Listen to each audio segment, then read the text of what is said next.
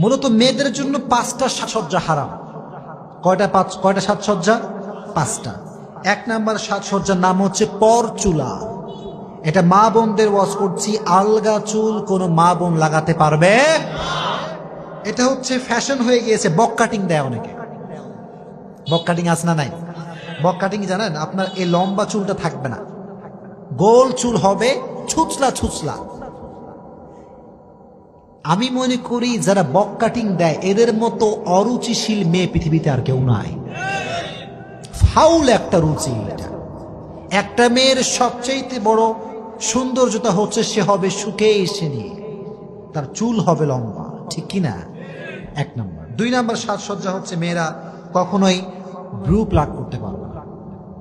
কথা কোন ঠিক কিনা? ব্রু প্লাগ করে এরকম মেয়ে নাই? না, আল্লাহর হাবিব বলেছেন তার উপরে আল্লাহর লানত, তার উপরে আল্লাহর অভিশাপ যে ব্রু প্লাগ করে। নাউজুবিল্লাহ পড়া। মা বোনদেরকে বলছি, কখনো ব্রু যতই যাই হোক না কেন, ব্রু কখনো প্লাগ করা যাবে। 2 নম্বর। 3 নম্বর হচ্ছে মা বোনদের জন্য টিপ লাগানো জায়েজ নেই। কি লাগানো জায়েজ নেই? টিপ না। অনেকে দেখবেন এখন কালো টিপ লাগায়, বিশাল বড় বড় কালো টিপ, আসনা নাই। আবার অনেকে লাল টিপও লাগায়। না, এই লাল টিপ কালো টিপ খুব বাজে একটা জিনিস। ইব্রাহিম আলাইহিস সালামকে যখন আগুনে পোড়ানো হবে, এট দ্য সেম টাইম নমরুদ অনেকগুলো নর্তকী নিয়ে এসেছিল, নাউজুবিল্লাহ পড়েন। আর প্রত্যেকটা নর্তকীর কপালে ছিল টিপ। তখন থেকে আমাদের শরীয়তে টিপ লাগানো হারাম হয়ে গিয়েছে। এজন্য কোনো মেয়ে কখনো লাল টিপ কালো টিপ ইউজ করতে পারবে। আল্লাহ মা বোনদেরকে এই ফিতনার থেকে বাঁচায় দিক, পড়ন আমিন। 3 নম্বর। 4 নম্বর, মা বোনেরা ঘন্টা যুক্ত কোনো নুপুর পড়তে পারবে না। কি যুক্ত নুপুর?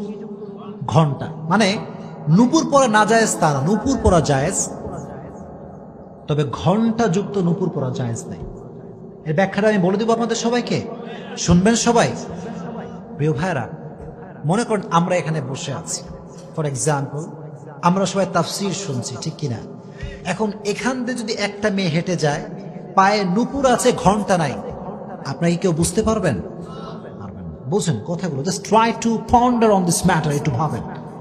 আর একইভাবে একটা মেয়ে যদি নুপুর পরে আর যদি নুপুরে ঘন্টা থাকে, সে যাবে আর এলাকাবাসীকে সবাইকে খবর দিবে আমি যাচ্ছি, ঠিক কিনা? তখন যুবকরা বলবে কে আসে রে? হ্যাঁ, ও আচ্ছা, হাই, হ্যালো আপু। আছে না নাই? ফিতনা তৈরি হওয়ার একটা আশঙ্কা আছে না নাই? সো মেয়েরা কখনো ঘন্টা যুক্ত কোনো নুপুর পড়তে পারবে। আম্মা জান আয়েশা রাদিয়াল্লাহু তাআলা আনহা একজন নারীকে দেখলেন ঘন্টা যুক্ত নুপুর পড়তে। উনি বললেন আল্লাহর হাবিব বলেছেন কোন মেয়ে কখনো ঘন্টা যুক্ত নুপুর পড়তে পারবে। 4 নাম্বার। 5 নাম্বার হচ্ছে সেই বিষয়টি যেটা আমি বলেছিলাম, কোন স্ত্রী তার স্বামী ছাড়া কোন পরপুরুষের সামনে সুগন্ধি ব্যবহার করতে পারবে। জোরে কোন পারবে?